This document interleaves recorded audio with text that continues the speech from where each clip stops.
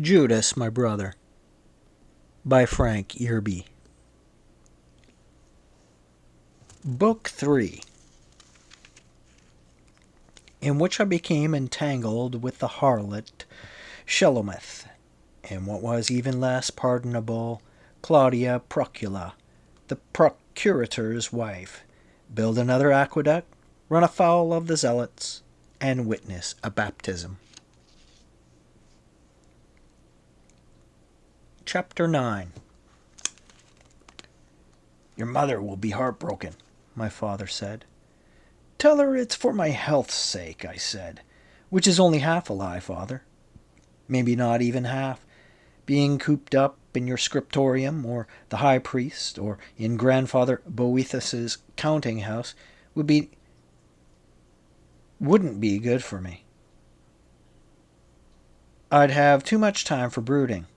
What I need is sunlight on my skin, air, enough hard work to make me sleep like a dead man at nights. Besides, I'd even be useful.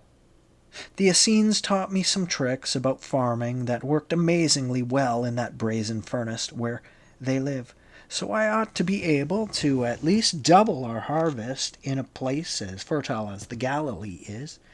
And what have I ever done in the city except to go straight to Sheol and perdition? Tell me, father. What?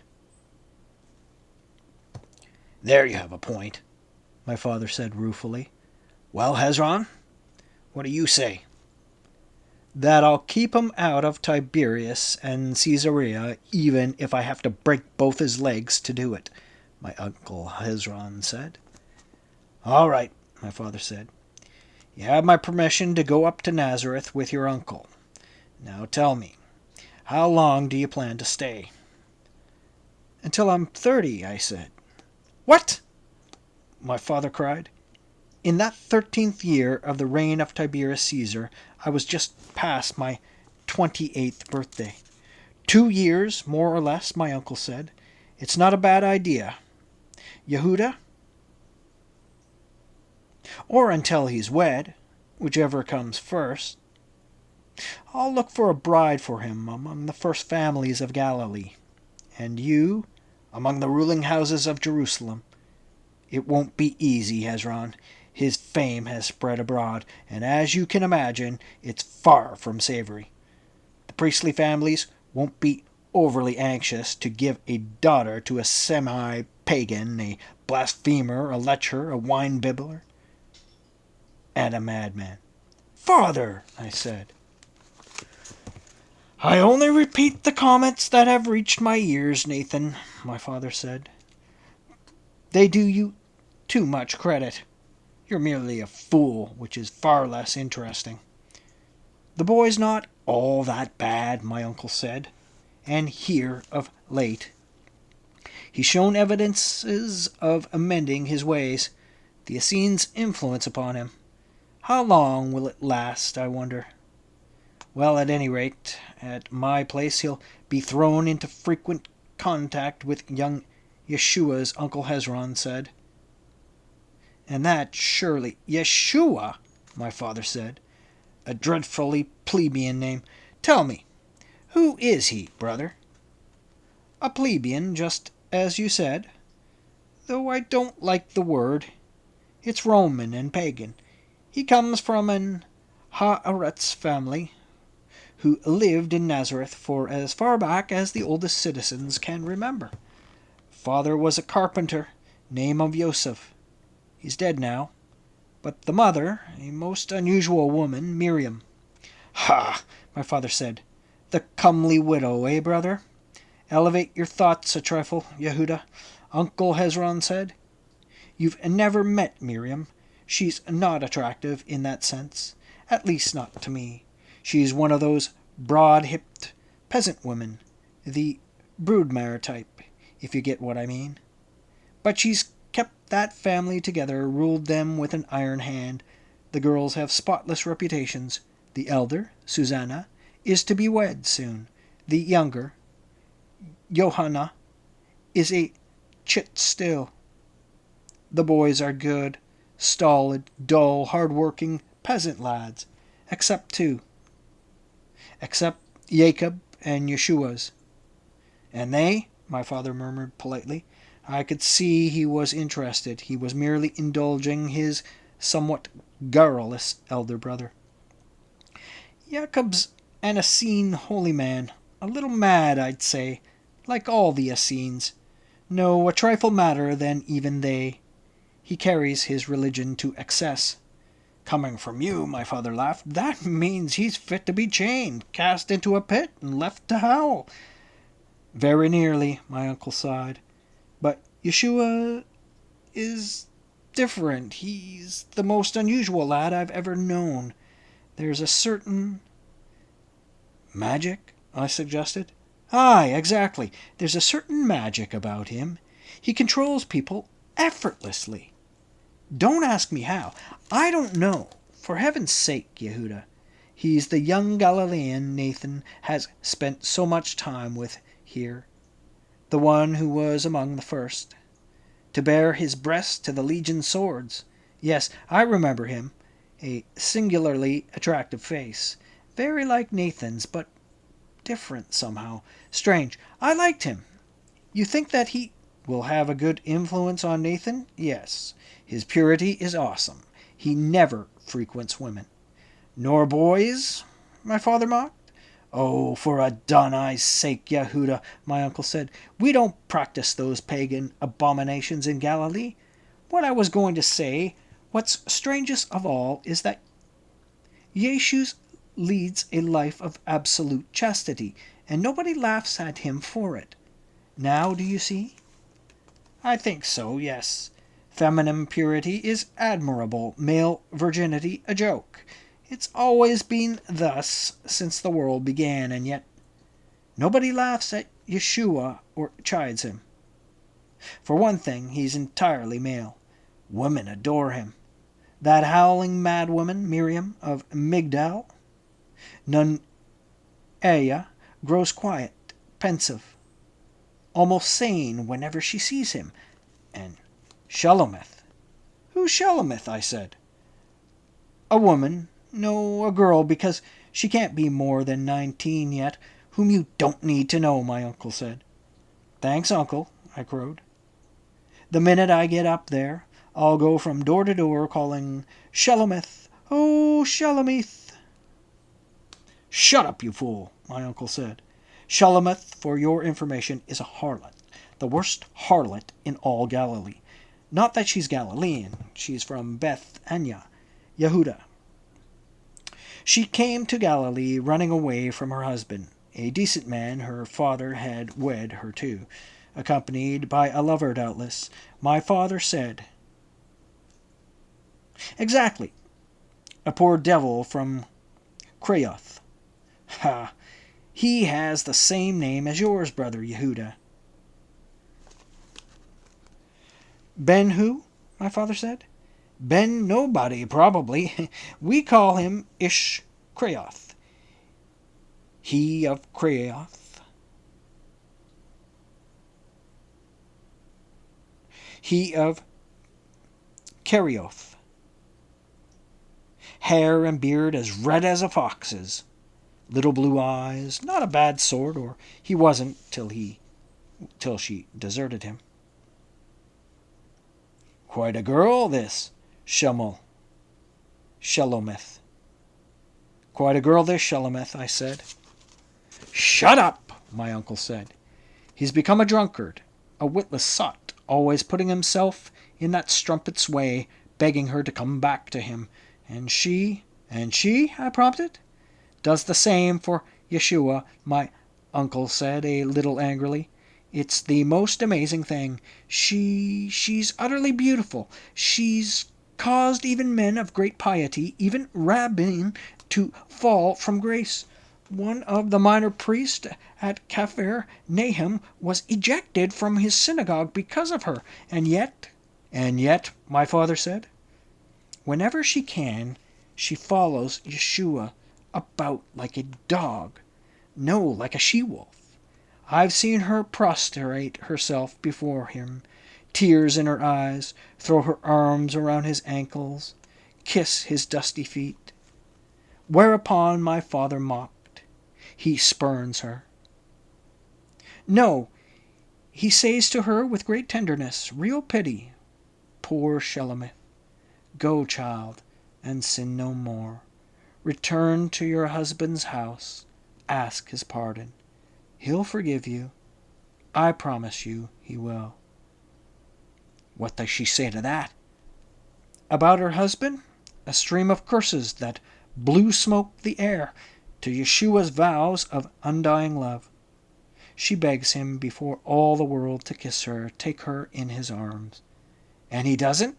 My father said. No. Once he did. He kissed her forehead very gently, as a father would, turned her loose. She clasped her middle, as though he'd stabbed her, reeled away from him, sat down on a public bench. She was there for hours, crying, but nobody dared go near her. Well, I can see that your Yeshua's could be a good influence, my father said, as long as you also guarantee me to keep this young he-goat of mine away from your Shelomith. Father, I said, a little angrily, tell me one thing. What thing, my son? My father said. Have you ever known me to frequent whores? No, my father said, though I fear me you've done worse. There's nothing worse, I said. To seduce a woman, to get her to bed with you, you have at least to be a man, father. But to buy a piece of rattled public meat, what do you have to be, I wonder? Don't worry about that, Yehuda, my uncle said. When he's wed, when I've found him a bride, a matter about which you'll make no haste, Hezron, you're almost as daft over the boy as Eli is. True, my uncle said. I love Nathan like a son, the son I never had, which is why I'm going to make haste to see him wed. I don't follow you, brother, my father said. I'm getting old. Once he's married, he'll have sons, of course. The firstborn will dedicate to the priesthood, to be reared in your house to continue your line. But the second son is mine, by right of legal adoption, to continue the family here in Galilee. And I claim that privilege now. Agreed, brother? My father stared into his eyes. What remained unspoken, what they didn't say, was as close to an acknowledgment of what must never be put into words between them as was humanly possible.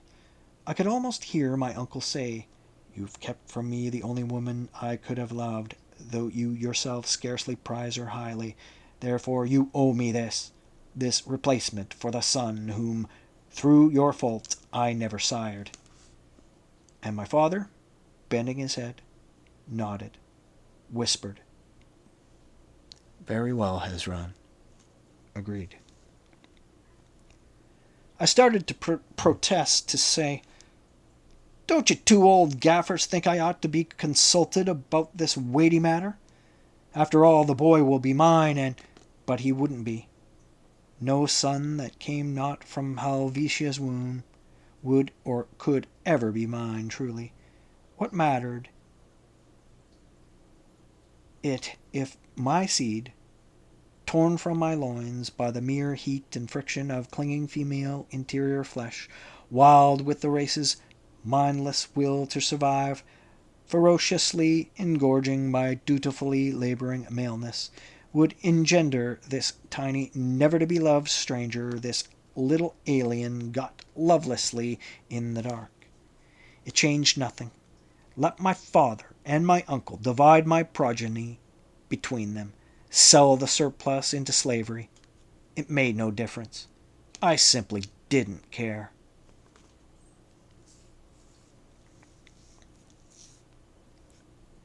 That summer, I worked wonders. There was, in the back lands of my uncle's estate, in the hilly part, fit only for grazing sheep, a little lake. It lay very nigh, in a basin gouged out of the very peaks of the hills themselves by the terrible earthquake that had happened some 30 years before I was born. Before then, there had been nothing but a tiny trickle of a stream, flowing down by a series of laughing little cascades into my uncle's fields, making them green and fertile beyond all other lands thereabout.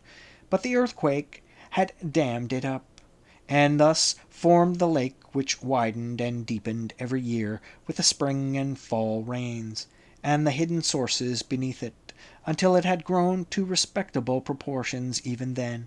Not knowing what else to do with it, my uncle stocked it with fish brought alive from Lake Gennesareth, so that our table never lacked speckled trout and smallmouth bass, as well as a very oily kind of pike that I remember I couldn't abide the taste of. But when summer lay upon the land, my uncle sorely missed the little stream that formerly had kept his fields as green as Nisan, even in Tammuz and Ab. Without saying anything to him, I proposed to restore his stream to him. What I meant to do was to build an aqueduct after the Roman pattern. The material, stones, straw, and clay to make bricks with lay to hand. I lacked only workers and the proper tools, so I begged a whole talent from my uncle, refusing flatly to tell him what it was for, beyond the fact that the use I'd put it to would repay him fourfold within 2 years. After I'd said it was to be employed on the estate itself, and nowhere else, he agreed. Thereupon I went out and looked for workers. I enlisted Yeshua's brothers, though much to my sorrow, he himself, as head of the family, could not come, as he had to attend to the carpenter shop. Since Nazareth had grown considerably in recent years, he had work enough and to spare to keep himself and Jacob busy from morn till night. But Yehuda, Jose, and Shimeon came and made splendid masons once I'd taught them what to do. I also enlisted 4 great friends of Yeshua's men, who afterwards became his disciples, for part-time work when they were not about their principal occupation, which was fishing on Lake Gennesareth. These were Shimon, Kepha. That last was not his name, but a nickname meaning the rock, because of his immense size and strength, and his brother Netzer, as well as those bull-tongued, bellowing sons of Zebediah, Jacob and Johanan, whom everybody called the Boan Ragsha, sons of fury, became of all the noise they made. Actually, they were the best-hearted, big, stupid Galileans imaginable, with no fury in them at all. One other man made up the list, Yehudia Ish Creoth. I found him lying dead drunk in a gutter outside a tavern in Kafar Nahum. He was wallowing in the mud and offal, with the tears running down into his fiery red beard, and whispering, "Shalometh, oh Shalom, my love, my own." I picked him up, tossed him into my uncle's ox cart, and brought him home. Why?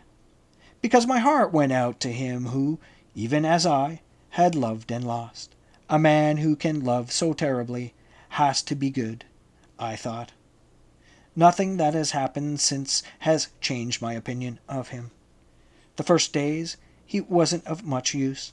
Living upon wine and tears is scarcely calculated to maintain a man's strength, but gradually good plain food, hard work, and watered wine restored him. By the second week he was taking no wine at all, but drinking only goat's milk and water. His little blue eyes followed me constantly in wonder and in awe. One day, at the noon meal, I flopped down beside him, broke my loaf in half, and handed one half to him. At once his eyes were flooded. "Why are you so good to me, master?" he said. I grinned at him, answered, Don't know, Yehuda. Perhaps because you have my father's name. I'm a Bar Yehuda, you know. Or perhaps because I, too, know what it is to suffer. Do you, master? He said. His voice was soft and cultivated. His Aramaic was so cultured that it was almost Hebrew. His accent was Judean, and it showed he'd come from high circles indeed. To encourage him, I began to talk about myself. Alone of them all, he hadn't heard my terrible story. Not that I told him. I still couldn't talk about it directly. But I gave him, without meaning to, so many tantalizing fragments of my sorrows that night he demanded it all of Yosei, Yeshua's brother.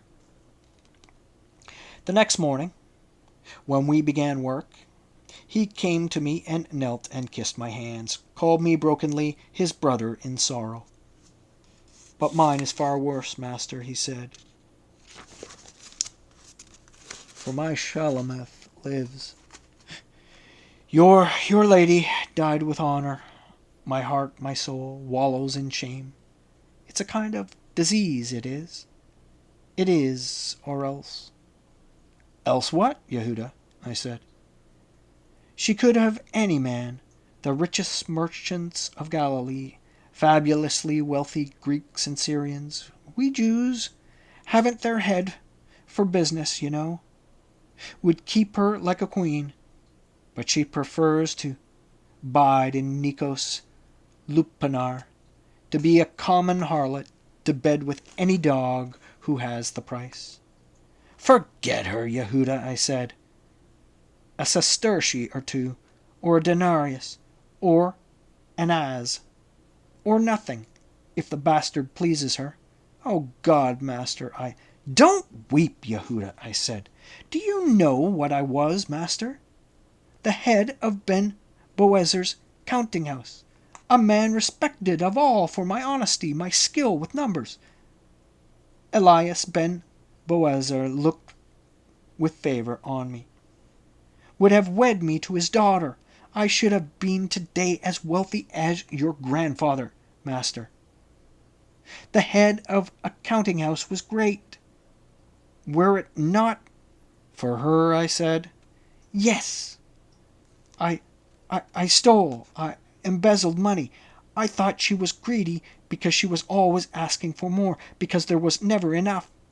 But she wasn't. She didn't even keep it for herself. Do you know what she did with it, master? Do you? No, I said. Gave it to a dog of a Roman. She got me to run away with her, and I was wild with joy. I gave up Martha Bath Boesar, who was both rich and fair, gave up my future, everything, for Shelomith's sake. When we got to Caesarea, she told me flatly, coldly, she'd come there because of him, because of this Antonius, this Roman dog. And he, I said, enjoyed both her body and my stolen gold. When Gratus, the last procurator, was recalled, Antonius went back to Rome with him. Shelomith was sure that her lordly patrician lover was going to take her alone. She prepared for the voyage, bought trinkets, clothes, talked endlessly about how she'd live on the Capitoline Hill. She said all that to me, master, to me, until his letter came. Do you know? Can you imagine what it said, master? No, I said. He quoted it then, slowly but without a pause, from memory. One could see it was graven on his heart. Farewell, little she-dog. The canines of your race are not allowed in imperial Rome. All miss you, miss your hot bitch smell, your whimpering whines in the throes of love. At least until I find another, which won't take me long. I advise you to forget one who never loved you. Antonius. I didn't say anything. What could be said to that? That was when and why she became a whore-master. To, to punish herself, I think. To degrade herself so terribly that perhaps, I said, not believing it for a minute, you can still save her. Perhaps. He shook his head. Only one man could save her now, he whispered, and he won't. And he is? I said. Yeshua. Yeshua the Nazarene. Yehuda Ish, Krioth said.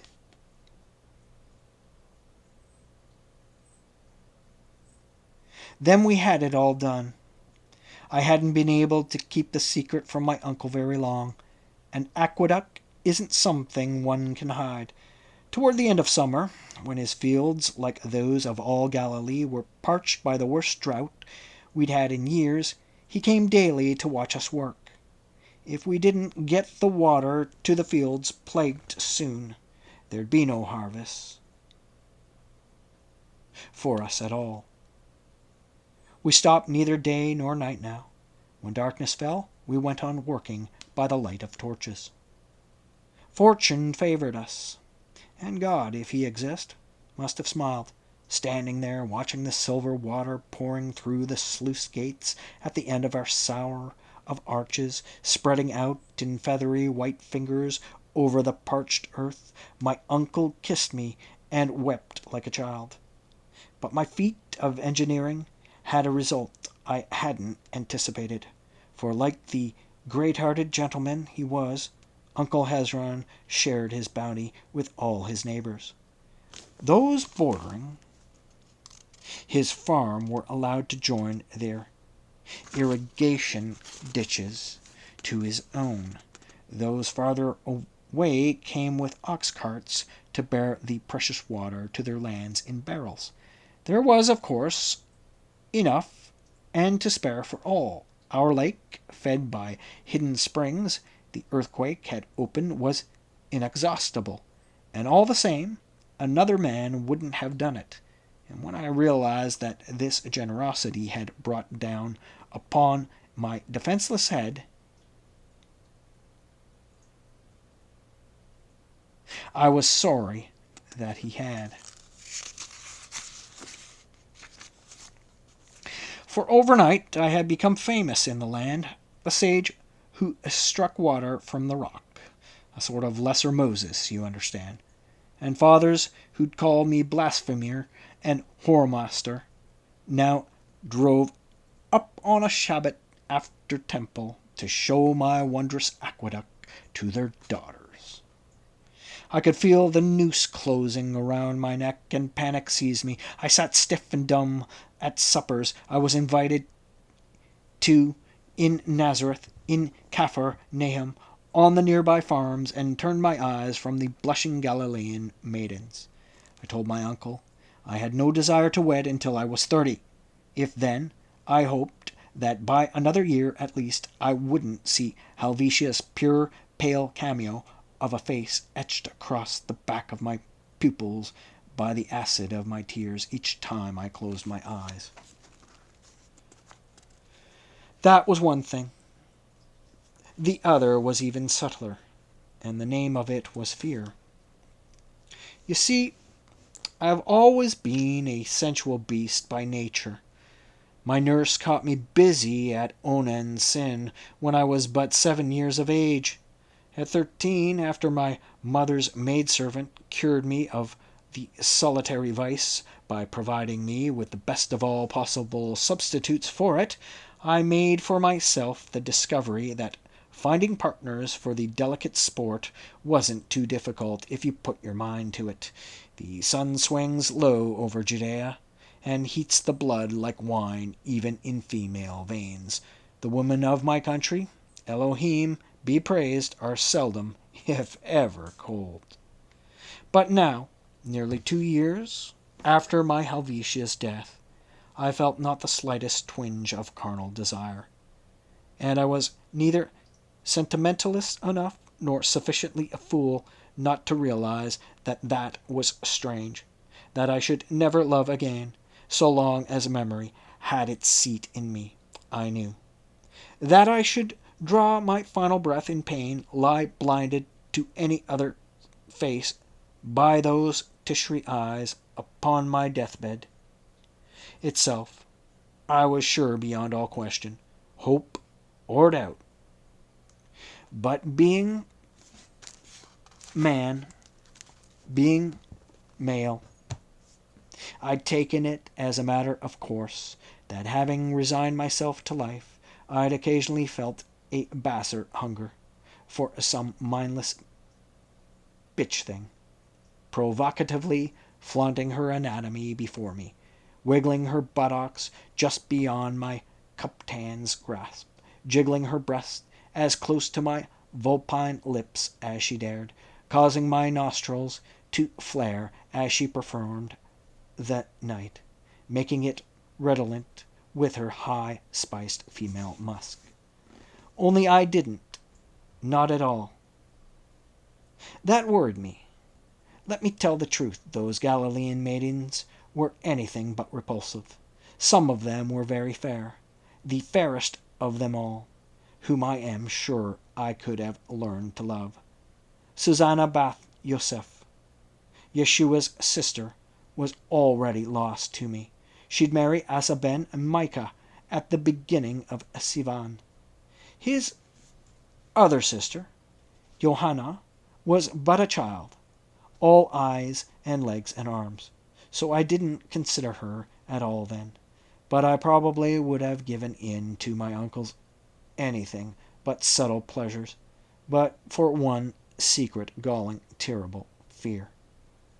Was I, whose male flesh had never once in almost 2 years risen to confound me, capable any longer of husbanding a wife? That worried me. You cannot imagine how terribly it worried me. The essence of a man is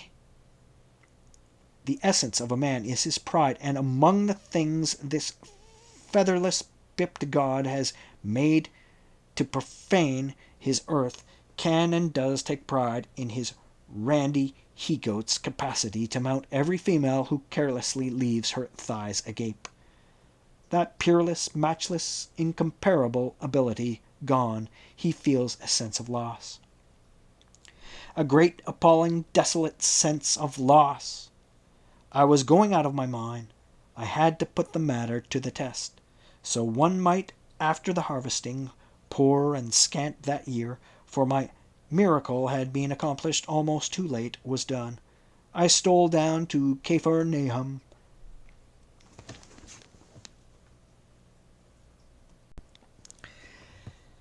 and entered Nikos's lupanar.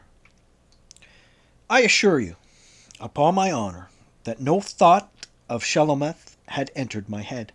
I had never seen her, and that she was an inmate of this particular brothel, although poor Yehuda Ish Creoth had told me that, I had quite forgot it, if, indeed, the information had ever been registered in my mind. Nikos, the Lupranoros, the brothel keeper, issued me into a sitting room, telling me to wait a few moments until he could parade his wares before me. There were only 2 other prospective clients in the waiting room. A burly, bearded Jew with eyes as hot and black as coals, and a Roman soldier so drunk he kept falling off his couch.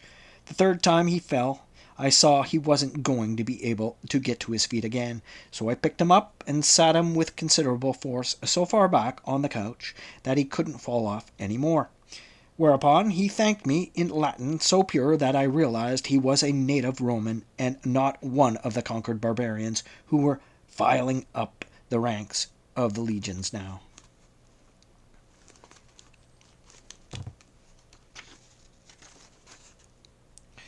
I told him, in that tongue, the equivalent of "don't mention it," and he, as the wine besotted will, proceeded to ask me from what part of Italia I came. Mind you, I was fully bearded, and wore the fringed robe, but my Latin aided by his wine, caused him to disregard the evidence of his eyes. "Can't you guess?" I said to him. He peered at me owlishly. The South," he said. "You got a Southern accent." "Cecilia, right?" "Right," I said. I would have said right if he had said Cisalpine Gaul or Britain or Alexandria. The burly, bearded Jew was staring at me as though his little hot eyes would pop from his head. I smiled at him reassuringly, but before either of us could say anything, the Lupanaris came in, leading a parade of stark naked harlots. You will find this hard to believe, but I had never been in a brothel before. That I'd never had to fall back upon that pitiful recourse of the demi-male unable to supply what a true woman needs, and reduced to bought acquaintances from a creature powerless to complain of his incapacity, or, at best, his mediocrity, was a part of my he-goat's pride. But now it seemed simpler to test the degree of damage that my body or my soul had sustained, for which of the two bore my hidden secret crippling wound, if it were not both, I didn't know, in this final refuge of the absolutely unlovable. I wasn't ready for a true personal relationship yet. Better a brief squirm on well-worn sheets, paid for and forgot, thought I. I should have known better. I should have realized that a certain degree of squeamishness, or of civilization, to accept my father's happier term for it, was part of me, perhaps even the essential part. Wait, don't anticipate me. Those girls weren't the kind of jaded hags you'd find in a Roman lupanar. The trade in Nahum village was not that brisk. Mostly they were husky country girls, deep-bosomed, broad of hip, with their complexions still unfaded. Of course, they had not the Roman addiction to the bath, and the smell of them, striking through the cheap perfumes they wore, was enough to bring a rush of nausea to my throat. But I should have mastered that, I think, chosen one of them at random, gone upstairs with her, except at that last I made the mistake of looking into their eyes. That did it. The sick self-loathing I saw there turned my blood to ice. The stunned, stolid look of creatures so beaten that they had become indifferent to pain. The rotting carcass of a hate now dead, for man and all his works turned inward upon themselves. The ultimate question, if this can happen to me, don't I somehow deserve it? Do what you like. Use whatever orifice of my poor carcass that you will as a receptacle for your filth. What difference does it make? And suddenly, on the Roman soldier's body, I saw a Phidias Publius's face, Gabinius's, Sergius on mine, Flavius Dolabella's on the burly Jews, lining up to... I whirled, already running. Then she came through that door. Wait, I've said once before in connection with my angel that the description a man gives of the woman whom he loves is false. Allow me to say it once again in connection with my devil. She came through that door, wrapped in the night cloud of her hair. I've never before nor since known a woman with a mane that equaled hers. When she loosed it, she could stand upon it. Naked, she could wrap herself in it, and not one unkia of her flesh would show, which is not a description of her. How can I make you see her? You Greeks have no idea what a woman's like, as your female statues abundantly prove. All your goddesses are lovely and serene and cold, even Aphrodite. Perhaps that's why you go a-swooning after boys. Shulamith was not Aphrodite. She was Astarte. Only we Semitic races understand desire, which is description enough. You want more? I could almost span her waist with my two hands. Her hips were wide and undulant. When she walked by, every man within 20 rods went mad. Her breasts were 2 sentries armed with spears standing at attention above the temple gate. Her mouth, a wound sometimes, a great soft-fleshed, puckering wound that screamed inside your mind. And sometimes the cup from which you took delirium drew delight. Sometimes the twin portals leading down to death. Images not as contradictory as they sound, at least not in my shalom. Her eyes? Doe slanted midnight into which all the stars there were ever have plunged and drowned. Slow slumberous like the Nile, alive with all the fires of Gehenna, cradling all there ever is of Sheol. I haven't made you seen her. But Lord Satan, ruler over men's hearts, what more do you want? Details? Skin like burnt bronze and Baal's furnaces glowing underneath. The longest, most exquisitely formed legs in all the world. 3 wild, spiraling, thick black tangles at her armpits and on her belly's low. Because unlike your Occidental woman, she never committed the obscenity of shaving. Nipples like bloody spear points. You fool. All descriptions are false. Even this one. Maybe especially this one. I wouldn't know. She was Shulamith. And there was no one else like her. Nowhere in the world. She came into that room and stood there, looking at us, at the drunken Roman, at the burly Jew, at me, last of all, at me. Her gaze rested longest on my face. It softened, warmed, became more slumberous. Then it changed. Something like horror invaded it. This one, I said. I'll take, but her voice made a dissonance like a whip crack cutting through the echoes of a temple gong. No, she said. The legionary spoke first. She took the drunken Roman's arm, pulled him to his feet. He swayed there, grinning foolishly. Up until that moment, I would have staked my life upon it. Not a word had passed his stupid lips. You know what I did then? I waited, refusing all the rest, for the privilege of mounting a woman rank with another man's sweat swimming with his seed. I waited for that. And Satan take my pride.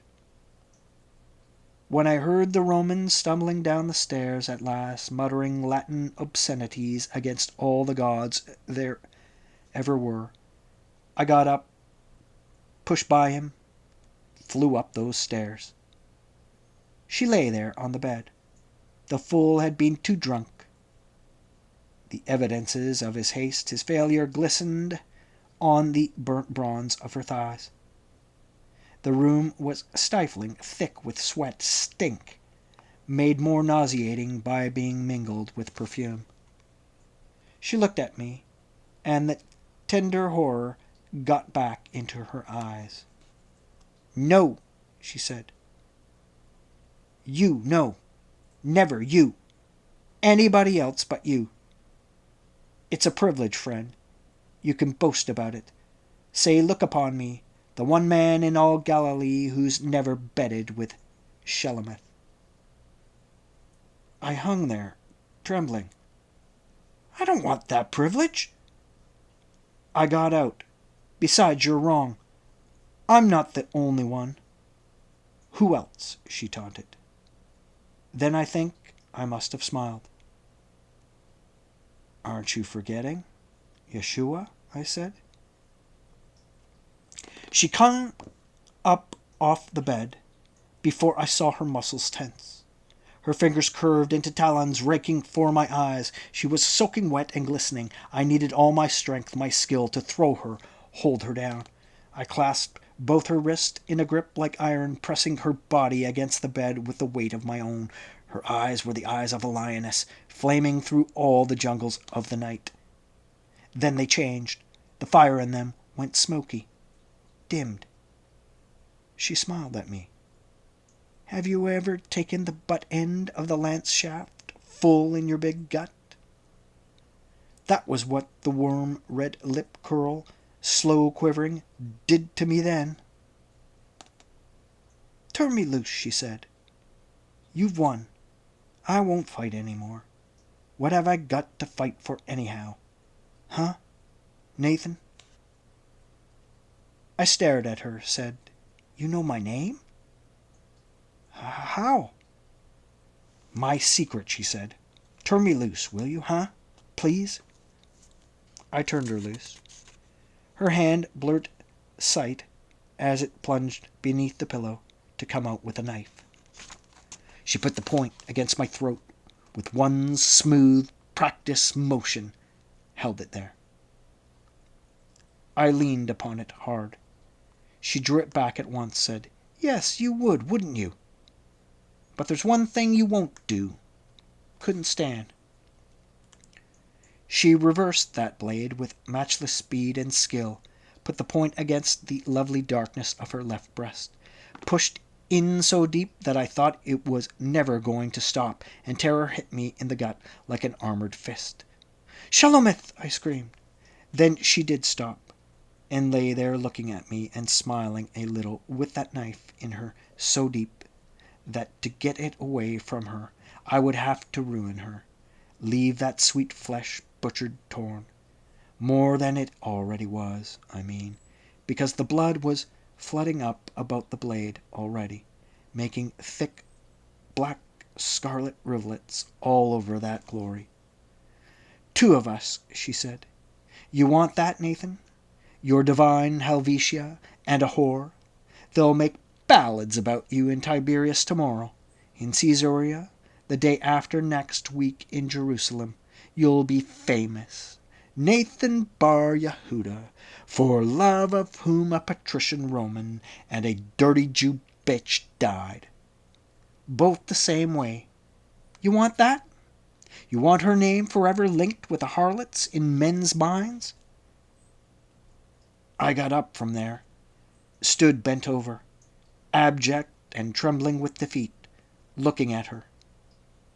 Passed a tongue tip over bone-dry lips, said, Why?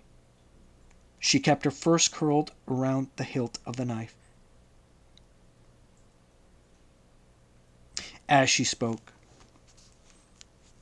it must have hurt dreadfully because it was in her deep. But she gave no sign of that. No slightest grimace betrayed the pain she surely felt. Because you, like him, just like, so much that I couldn't stay apart, so much that it would become a betrayal. And I've never betrayed him. You understand that? Letting a hairy, stinking lout make use of this worn-out carcass doesn't count. As long as I stay out of it, Nathan, as long as the real me, who sometimes lives inside this putrid corpse, always when he's near, is absent, so that there's nobody home when all the filth goes on. What's done to meat, to a suck of guts and blood and dung, is beside the point, and puts no horns on his sweet head. You understand that, don't you?" "Yes," I said. "In a way I did, and respected it. Whatever desperate last ditch is held against all odds in defense of honor, however you define honor, no matter how meaningless, tattered, long lost, gone, is worthy of respect. I knew that even then. I turned to go. My guilt was shambling, tired, old. "Nathan," she called out to me. I turned, saw that she was crying. You aren't good, are you?" she whispered. "I mean, like him. You wear his face, his eyes, his mouth. You even have his voice. But you aren't good, are you? Because if you are, it would be too much. I'd have to—" I saw her hand tighten on the knife handle, and screamed, "Shulamith!" high and thin and wailing, like my despair, my grief. "Push this blade on in. Make the sky come tumbling down. The night. I couldn't stand it if you were good. One of him is killing me by inches now. But two—" I smiled then. My mouth hurt. My throat was full of bile, but I managed. "No, Shulamith, I'm not good," I said.